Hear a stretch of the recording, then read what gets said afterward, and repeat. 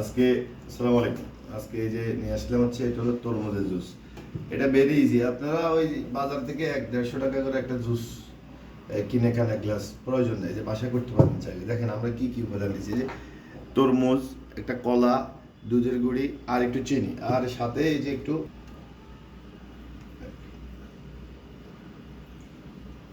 পানি দিলাম।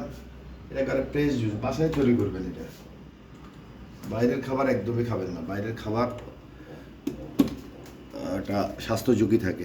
এই যে যে বের ইজি, এই যে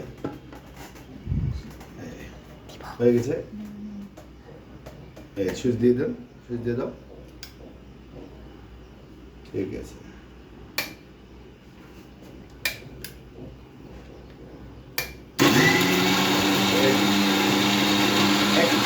এক মিনিটে কিন্তু সুইচটা হয়ে যাবে।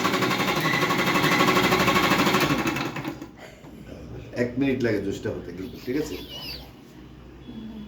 হ্যাঁ, হয়েছে হয়েছে, আরেকটা দেওয়া লাগবো। ঠিক আছে, এই যে দেখেন আমি একটু বন্ধ করে দিলাম, আবার দিয়ে দিলাম।